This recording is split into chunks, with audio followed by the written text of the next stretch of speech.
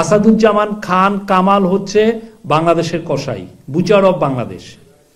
বাংলাদেশে যেই ছোট ছোট বাচ্চা ছেলে মেয়েদেরকে, স্টুডেন্টদেরকে, শ্রমিকদেরকে, রিক্সাওয়ালাকে যে একদম নির্দয়ভাবে খুন করা হয়েছে, তার অন্যতম বুচার হচ্ছেন উনি।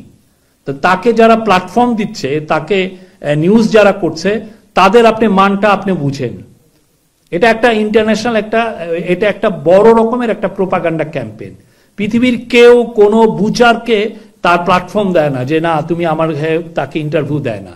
Asaduzzaman Kamal is the Butcher of Bangladesh. Sheikh Hasina পালায় না বলে উনি পালিয়ে গেলেন, ঠিক না? উনার চেলাচামনি উন্ডারা এগুলো করছেন।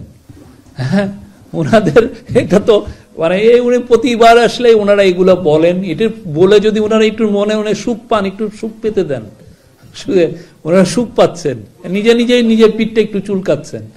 আমরা যারা যারা গুজব ছড়াচ্ছে তাদের বিষয়ে তো আমরা, যদি এটা আইনের ব্যর্থ হয়, অবশ্যই সেই ক্ষেত্রে আইনের যদি কোনো ভায়োলেশন হয়, সেটা তো আইনি একটা ব্যবস্থার বিষয় আছে। তা আমাদের এই বিষয়ে আইনি বিষয়টা দেখবে না। আমরা রোহিঙ্গা বিষয়ে ওদের মূল যেটা সাহায্য আসে সেটা রোহিঙ্গা নিয়েই। আপনি জানেন ইউএস এই 7 বছর ধরে যে রোহিঙ্গাদের যে একটা বড় অংশ বাংলাদেশে অবস্থান করছে, তাদের বিষয়ে ইউএস মোর দেন $2 বিলিয়ন দিয়েছে। এবং আমরা আশা করছি এই যে তাদের যে কন্ট্রিবিউশনটা, এটা কন্টিনিউ থাকবে এবং এটা কোনো ধরনের কোনো ইম্প্যাক্ট হবে না। আর এটা যেই হলো, এটা 90 দিনের কথা বলা হয়েছে। আর বাংলাদেশের সত্যিকার অর্থে ফরেন এই যে আপনি ডোনেশন এগুলো এমনিতেও অনেক আগে কমে গিয়েছিল। এটা খুব বাংলাদেশের জন্য এটা খুব ম্যাসিভ কোনো ইম্প্যাক্ট করবে না। যেই টাকাটা চুরি হয়েছে, এটা বাংলাদেশের খেটে খাওয়া মানুষের টাকা। তাদের টাকাটা চুরি করে নিয়ে গেছে শেখ হাসিনার চোরতন্ত্রের লোকজন। তো সেই টাকাটা আমরা যেভাবে হোক ফিরিয়ে আনবো। এবং সেই জন্য যেটা লাগে যে গ্লোবালি আমাদের একটা সমর্থনটা আমরা চাচ্ছিলাম, এবং সবাই অকুণ্ঠ সমর্থন দিয়েছে।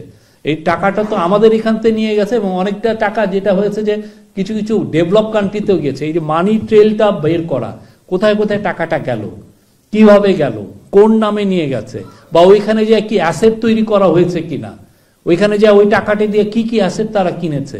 তো এই পুরো জিনিসটা জানতে হবে, পুরো ডিটারমাইন করতে হবে, ট্রেলটা দেখতে হবে।